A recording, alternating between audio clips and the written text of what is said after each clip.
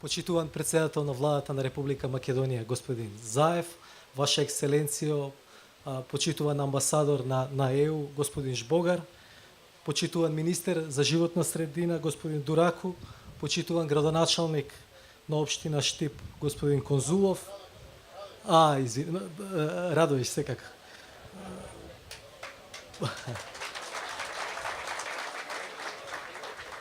Почитувани господин Казагранде и господин Штефан, почитувани представници на медиумите, почитувани граѓани на Радовиш. Мене ми представува особено задоволство што сум денес тука. Имаме убав повод, тоа е ставање во употреба на оваа пречистителна станица, финансирана преку ИПА фондовите, која ќе обслужува околу 25.000 граѓани.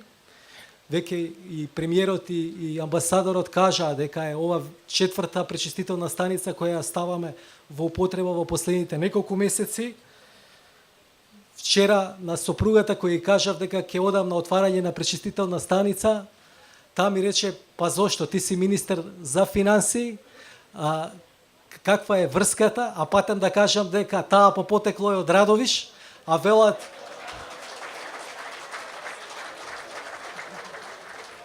од каде е сопругата, од тамо сте и вие. Шегата на страна, ова е многу значаен инфраструктурен проект кој ги немаше во нашите општини. Еве, сега тие се тука и тие ќе придонесуваат за многу почиста животна средина и здравје за граѓаните.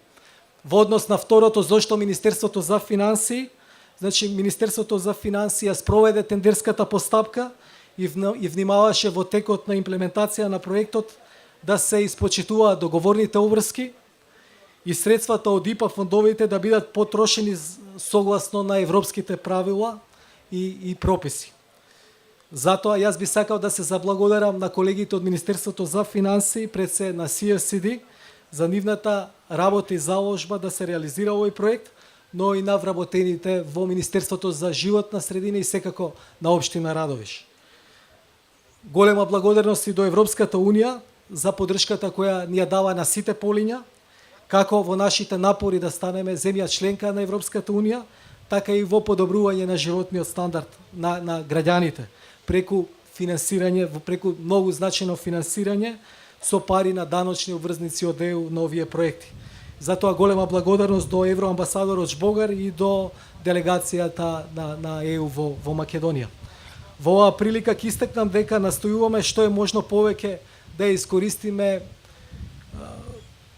повлекувањето, повеќе средства да повлечеме од предпристапните фондови во форма на грант средства од ЕУ. Во 2017 година имавме највисок степен на реализација на овие средства, кои што изнесуваше 83%, практично скоро двојно повеќе од претходните години. И годинава ги реализиравме и ги финализиравме најкрупните проекти финансирани преку ИПА, како Демир Капија Смоквица и овие пречистителни станици. И во иднина планираме да искористиме поддршката на ЕУ за да инвестираме во важни инфраструктурни проекти. Се разбира, од големо значење се и планираме да посветиме внимание на проектите за заштита за животна средина, како ова што го промовираме денес.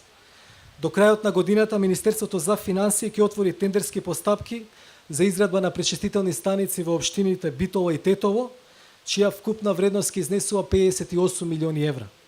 Тие ќе обслужуваат околу 207.000 жители, а заедно со четирите пречистителни станици кои што ги отворивме досега, ќе обезбедиме почиста животна средина за околу петина од населението во Македонија.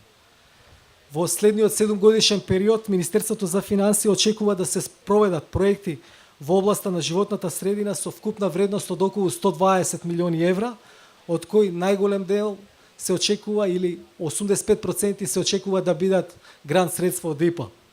Посветеноста на владата да инвестира во проекти од областа на заштитата на животната средина е јасна и ова е уште еден аспект од подобрувањето на условите за живот на граѓаните.